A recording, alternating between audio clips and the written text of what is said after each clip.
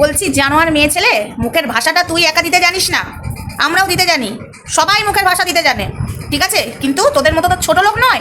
তোর বাড়ির মেয়েটা ক নম্বরের বেত্তা, একটু বলিস তো ক নম্বরের বেত্তা তোর বাড়ির মেয়েটা?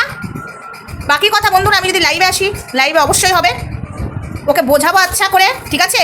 ওই দেশে বসে ভারতের মেয়েকে যা না তাই বলবি, ভারতের বাচ্চাগুলোকে নিয়ে যা না তাই বলবি, সীতাদির মেয়েকে যা না তাই বলবি, আমাকে যা না তাই বলবি, ধরিত্রীকে যা না তাই বলবি। তোর বাড়ির ওইটা ক নম্বরের বেত্তা, বেত্তা একটু বলবি তো? দুটো তো পায়দা করেছিস, ক নম্বরের বেত্তা একটু আমাকে জানাবি। বাকি কথা হচ্ছে, দাঁড়া তোকে দিচ্ছি ভালো করে, তুই আমার পেছনে লাগা, আমি তোকে বার করে দেবো।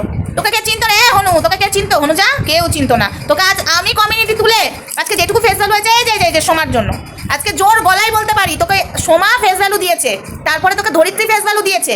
তুই ইন্ডিয়ার মেয়েদেরকে বেত্তা বলে কথা বলছিস, তাহলে তো তোর ওই যে জাস্ট ডাস্টবিনও তো ইন্ডিয়া বসে আছে দেশদ্রোহী, সেও তো নাম্বার ওয়ান। তোর জাস্ট ডাস্টবিনের দিদির মতো তুই যদি সবাইকে ভেবে থাকিস, একটা চর মেরে তোকে সোজা করে দেবো, বুঝেছিস? এক চরে তুই কি ভেবেছিস বাংলাদেশে বসে বসে ভারতের মেয়েগুলোকে বেত্তা বলে গালাগালি করবি? তোকে বোঝাচ্ছি, দাঁড়া আমি আসছি, তুই রেডি থাক।